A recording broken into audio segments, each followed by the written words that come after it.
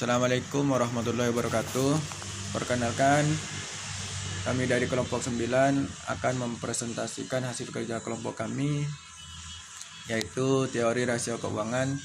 Adapun nama-nama dari kelompok kami yaitu M. Syakur, saya sendiri dengan NIM 11903145. Yang kedua Ahmad Syafi'i dengan NIM 11903143, yaitu yang ketiga Fikri Haikal Kurniawan dengan NIM 11903114.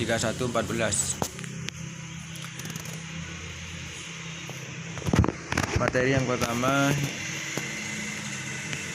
akan disampaikan oleh saya sendiri. Adapun materi yang kedua akan disampaikan oleh Ahmad Syafi'i, dan materi yang ketiga akan disampaikan oleh Fikri Haikal Kurniawan. Baik, di sini saya akan menjelaskan pengertian rasio keuangan. Rasio keuangan adalah salah satu metode analisa keuangan yang digunakan sebagai indikator penilaian perkembangan perusahaan dengan mengambil data dari laporan keuangan selama periode akuntansi, sehingga dapat diketahui kinerja maksimum keuangan perusahaan. Rasio ini seringkali digunakan untuk manajemen perusahaan untuk memutuskan kebijakan-kebijakan yang diberlakukan oleh perusahaan tersebut terhadap penyelamatan aset perusahaan. Cukup sekian penjelasan dari saya.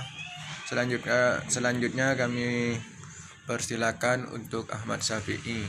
Baiklah, terima kasih kepada moderator yang telah memberikan saya waktu. Baiklah, di sini saya akan menjelaskan tentang fungsi rasio keuangan. Yang pertama, mengetahui optimalisasi keuangan. Yang kedua, melihat efektivitas manajemen. Yang ketiga, melihat optimalisasi penggunaan aktivitas. Yang keempat, melihat tingkat kesehatan keuangan dalam perusahaan. Yang kelima, acuan untuk menganalisis kemampuan usaha untuk berkembang. Yang selanjutnya saya akan menjelaskan tentang jenis rasio keuangan.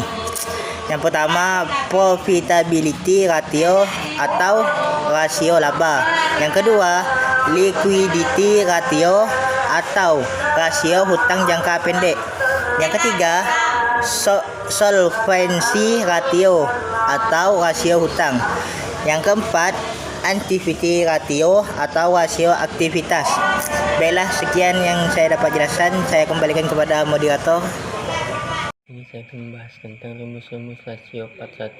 Yang pertama, rasio laba atau rasio of profitability. Yang pertama itu perhitungan rasio dengan pendekatan margin laba kotor. Yang kedua, perhitungan rasio dengan pendekatan laba operasional. Yang ketiga, perhitungan rasio dengan pendekatan laba bersih. Yang keempat, perhitungan profitability ratio dengan pendekatan ROA atau Return of Asset. Yang kelima, perhitungan rasio dengan pendekatan Return of Investment atau ROI. Rumus rasio part 2. Yang B, rasio hutang jangka pendek atau rasio of liquidity. Yang pertama, current ratio atau rasio lancar. Yang kedua, quick ratio atau rasio cepat. Yang ketiga, rasio kas atau rasio. Yang C, solvency ratio atau rasio hutang. Yang pertama, rasio hutang melalui pendekatan aktivitas. Yang kedua, hutang melalui pendekatan modal atau equality. Rumus rasio part 3. Yang D, rasio aktivitas atau rasio of activity. Yang pertama, rumus rasio aktivitas dengan perputaran piutang. Yang kedua, rumus rasio aktivitas dengan metode pendekatan perputaran aktivitas tetap.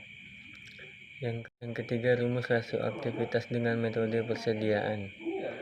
Yang keempat, rumus rasio aktivitas dengan metode perputaran total aktiva.